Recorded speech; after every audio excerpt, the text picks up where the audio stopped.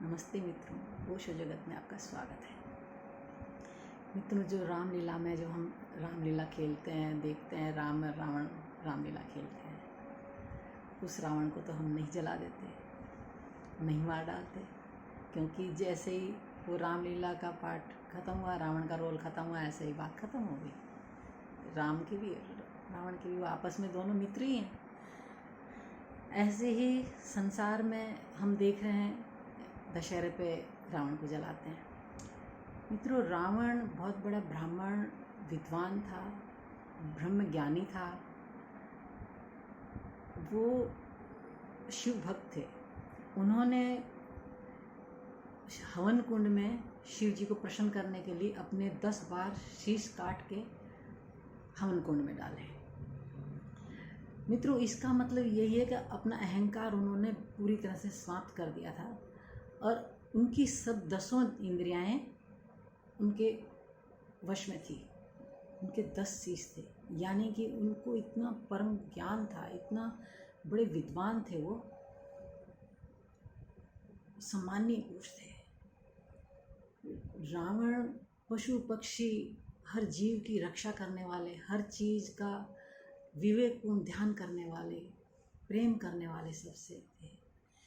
सीता जब चुराई तो उसको अपनी अशोक वाटिका में रखा, कितना सम्मान से रखा, उनकी इच्छा के बिना उनको छुआ भी नहीं। लेकिन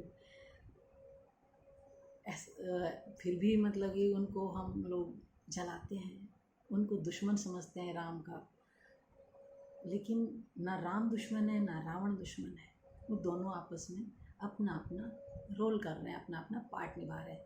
ये संसार एक रंगमंच है, इसमें हर कोई अपना अपना पार्ट अदा कर रहा है। हमें वो समझ नहीं है, हम दुख से एक हो जाते हैं। लेकिन राम को और रावण को दोनों को ही ये समझ थी, वो दोनों ही ब्रह्मज्ञानी थे। रावण अतिशय ब्रह्मज्ञानी थे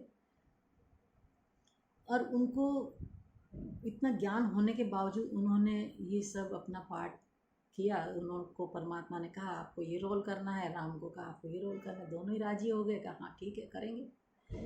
और वो अपना अपना रोल कर रहे हैं और उसमें विजय भी प्राप्त करते हैं। रावण की आखिरी इच्छा थी कि मैं राम के हाथों मारा जाऊं। ये वो बोलते हैं कि मेरी महत्वाकांक्षा थी, मेरी आकांक्षा थी कि मैं राम के हाथों मारा जाऊं, क्योंकि अपने गुरु के हाथों मरने से तो मोक्ष की प्राप्ति होती है। तो इसीलिए वो राम के हाथों मरना पसंद करते हैं। राम जब मरता है तो लक्ष्मण जी को राम भेजते हैं कि जाओ रावण से कुछ सीख के आओ, कुछ उनसे शिक्षा लो, क्योंकि वो जाने वाले हैं तो कुछ आपको दे जाएं ज्ञान, जिसको आप पी लो, आपके काम आएगा। ऐसा क्या था जो उनको भेजते? कोई बात थी ना, इसीलिए तो राम ने लक्ष्मण जी को भेजा। तो मित्रों, इसी प्रकार जब विष्णु पितामह शरीर छोड़ रहे थे तो उस टाइम कृष्ण भगवान ने पांडवों को कहा कि जाओ विष्णु पिता से कुछ ज्ञान ले लो, कुछ आपको दे जाएंगे।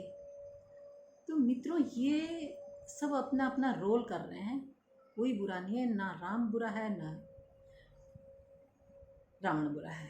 दक्षिण में राम को जलाना शुरू कर दिया है, भारत में हम रावण को जला रहे हैं।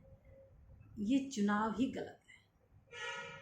ये हमने एक गलती की, उन्होंने भी एक गलती कर दी थी, दोनों तरफ से मुड़ता ही रही। लेकिन हमें वैर भाव छोड़ करके प्रेम भाव में जीना सीखना होगा। वो हमें प्रेम भाव से जीना सिखा रहे हैं कि हम अपना अपना पार्ट कर रहे हैं। वो आपस में उनमें वैर नहीं है, वो सिर्फ दिखा रहे हैं, वो सिर्फ दिखावा कर रहे हैं। जैसे आप रामलीला में देखते हैं, हमने उसको पकड़ लिया है, हमने उस सार बात को नहीं समझा, उसका महत्व नहीं समझा, और हम ऐसे मतलब कि सुनी सुनाई बातों के पीछे हम चल पड़े। हमने अपना विवेक नहीं जगाया, हमारा विवेक को जगाने की हमें आवश्यकता है। जैसे कहा है कि सुख में सुमरण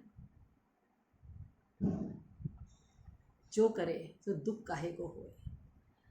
हम दुख में सुमरन करते हैं कि दुख में सुमरन सब करे, सुख में करे ना कोई। जो सुख में सुमरन करे तो दुख काहे कोई।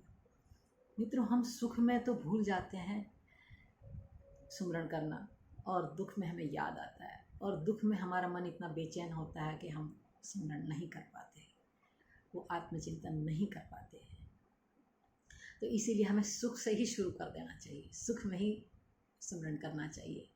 बहुत आसान है, बहुत ही आसान है, कुछ भी करना नहीं है, सिर्फ आंख बंद करके बैठ जाइए और अपने को भीतर से देखिए, आपको आनंद आने लगेगा। और आप ये जो रामलीला का त्यौहार है, इसे हर्ष उल्लास से मनाइए, और राम के प्रति जैसे हम सम्मान करते हैं राम को, ऐसे रावण को भी सम्मान मिलना चाहिए। रावण भी सम्माननीय है, आदरणीय है।